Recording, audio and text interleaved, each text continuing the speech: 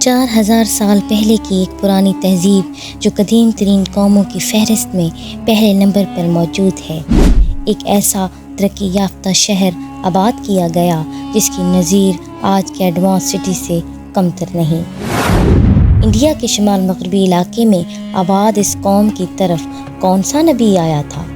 ان بدبخت لوگوں نے اس نبی کو کیوں شہید کر دیا؟ تو اللہ تعالیٰ نے اس قوم کو کون سا دردناک عذاب دیا؟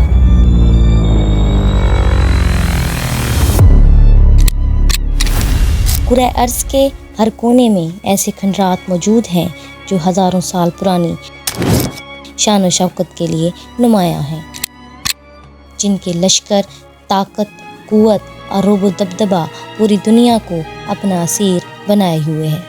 لیکن اب نہ وہ اقوام ہیں اور نہ ہی ان کے شاندار علاقے۔ ان قوموں نے قدرت، تقدیر اور حوادث سے ہر وقت جنگ کی۔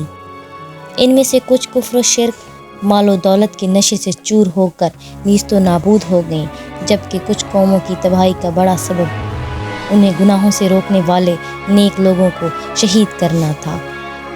ایسی قوموں نے اپنے خالق کے خلاف ہی اعلان جنگ کیا۔ چند ایسی تہذیبوں میں سے ایک تہذیب سندھ کی وادی میں بھی موجود ہے۔ سندھ کی یہ تہذیب کسی ایک شہر یا علاقے کا نام نہ تھا، بلکہ جنوبی ایشیا کے شمال مغربی علاقوں میں کانسی کے دور کی ایک تہذیب تھی، جو تقریباً 3000 سال قبل مسیح سے 1300 سال قبل مسیح تک آباد ایسا علاقہ تھا جہاں بہت سارے ترقی یافتہ شہر اور گاؤں تھے۔ اس وقت آریاؤں کی آمد بھی نہیں ہوئی تھی۔ موہنجو داڑو اور ہڑپا اس تہذیب کے دارالحکومت تھے، جو سندھ کی سب سے زیادہ طاقتور شہر تھے۔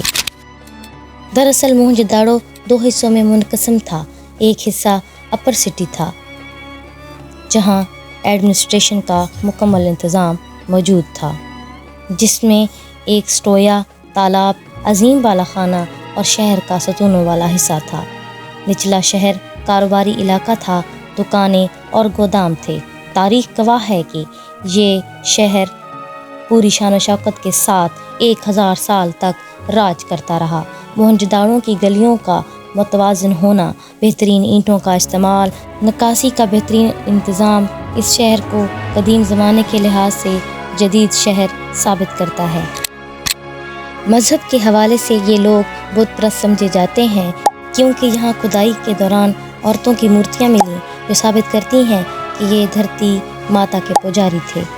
آرکیالوجسٹ نے اس تہذیب کو پڑھی لکھی تہذیب ڈکلیئر کیا۔ موہنجو داڑو سے ملنے والی مہروں پر جانوروں کے اشکال کے ساتھ ایک تحریر بھی لکھی ہوئی ہے، جس کو آج تک لاکھوں کوششوں کے باوجود پڑھا نہیں جا سکا، اور ماہرین خیال کرتے ہیں کہ آئندہ بھی اس کو پڑھنا ناممکن ہے۔ جہاں قرآن کریم میں عاد و سمود، اہل روم، بنی اسرائیل اور اہل فارس جیسی بڑی اقوام کا ذکر ہے، وہیں یہ بھی عین ممکن ہے کہ وادی سندھ کی بے مثال قوم کا ذکر بھی موجود ہو۔ قرآن مجید میں رب باری تعالیٰ نے فرمایا کہ ان سے پہلے نوح کی قوم اور اصحاب الرس اور سمود جھٹلا چکے ہیں، اور عاد اور فرعون اور لوط کے برادران اور ایکا والوں اور طبا کی قوم نے بھی انکار کیا۔ سب نے اپنے پیغمبروں کو جھٹلایا، پس میرا وعدہ عذاب ان پر صادق آ گیا۔ ان آیتوں سے پتہ چلتا ہے کہ ان قوموں کو ہلاک کر دیا گیا۔ اس آیت میں اصحاب الرس یعنی کنویں والوں کا ذکر کیا گیا ہے۔ ماہرین کا خیال ہے کہ اصحاب الرس کا تعلق عیسیٰ مسیح سے پہلے کے دور سے ہے۔ یہ قوم تہذیب و تمدن کا شاہکار تھی۔ اللہ نے بہت نعمتوں سے نوازا تھا۔ ان کے علاقے میں کنواں تھا جہاں سے پورا علاقہ پانی پیتا تھا، اور اپنے مویشیوں کو بھی یہاں سے پانی پلاتا تھا۔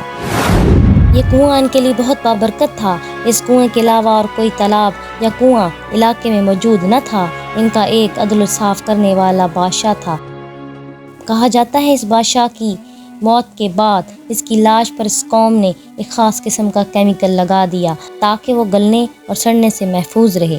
بادشاہ کے مرنے کے بعد شہر بھر میں غم کی فضا چھا گئی۔ لوگ بہت سوگوار رہنے لگے۔ شہر کا سارا نظام درہم برہم ہو گیا، لہذا شیطان کو ایک زبردست موقع ملا۔ وہ بادشاہ کے جسم میں داخل ہو گیا اور بادشاہ کے جسم سے آواز آئی کہ میں مرا نہیں، میں تو وقتی طور پر غائب ہوا تھا تاکہ تمہارے حالات جان سکوں کہ میرے بعد تم لوگ کیسے رہتے ہو۔ اب میں کبھی بھی نہیں مروں گا اور نہ تم لوگوں کو چھوڑ کر جاؤں گا۔ میرے اور اپنے درمیان ایک پردہ لٹکا دو۔ لہذا لوگوں نے اس بات کو مان لیا۔ وہ بہت خوش ہوئے اور شرک میں پڑ گئے اور اس کی عبادت کرنے لگے۔ لہٰذا اللہ تعالیٰ نے اصحاب الرس کی طرف ایک نبی کو مبعوث فرمایا جس کا نام حضرت حنظلہ بن صفوان تھا۔ آپ علیہ السلام نے لوگوں کو تنبیہ کیا کہ پردے کے پیچھے سے شیطان تم لوگوں سے کلام کرتا ہے۔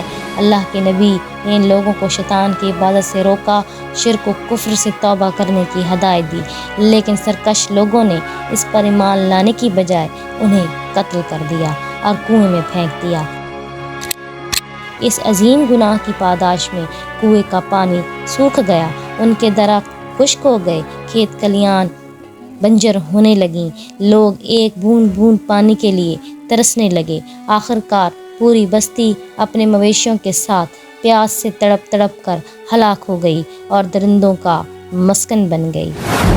علماء اور مورخین آج تک حتمی نتیجے پر نہیں پہنچ پائے کہ اصحاب الرس کی یہ بدبخت قوم دنیا میں کس خطے میں آباد تھی اور ان کا زمانہ کون سا تھا، لیکن جہاں ایک سب سے زیادہ اہم اور غور و فکر کی بات یہ ہے کہ وادی سندھ کی وادی موہنجو داڑو کی تباہی کی وجہ ابھی تک معلوم نہیں ہو سکی۔ ماہرین ارض ابھی تک اس معمے کو حل نہ کر سکے کہ اس تہذیب کا خاتمہ کیسے ہوا۔ کچھ کے نزدیک آریاؤں کے مسلسل حملے ان کی تباہی کی وجہ بنے، کچھ کا ماننا ہے کہ قدرتی دھماکہ ان کی اصل ہلاکت کا باعث ہے، جبکہ کچھ ماہرین آثار سیلاب کو اس کے خاتمے کا سبب بتاتے ہیں۔ دوسری طرف تاریخ دان موہنجو داڑو کو سٹی آف ویلز کا نام دیتے ہیں کیونکہ یہاں پر بکثرت کنویں دریافت ہوئے جن کی تعداد 70 سے زیادہ ہے، جبکہ اس شہر میں عظیم الشان کنواں موجود ہے جس میں دوسرے کنوؤں تک پانی پہنچانے کا انتظام ہے۔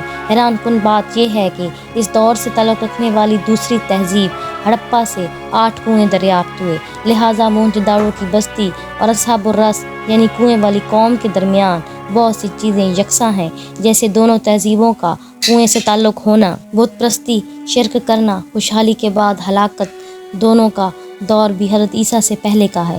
یہ سب نشانیاں غور و فکر کی دعوت دیتی ہیں کہ اصحاب الرس موہنجو داڑو والے لوگ تھے یا پھر کوئی اور تہذیب تھی جس کے راز سے پردہ اٹھنا ابھی باقی ہے۔ اگر یہ دونوں ایک قومیں تھیں تو اس میں ہمارے لیے بڑی عبرت کا سماں ہے، اور یہ جاننے کے بعد کہ ہمارے ایمان میں اضافہ ہونا چاہیے، کیونکہ موہنجو داڑو کی دریافت 20ویں صدی عیسوی میں ہوئی، جبکہ قرآن مجید نے 1400 سال پہلے اصحاب الرس کی ہلاکت کا ذکر کر دیا تھا۔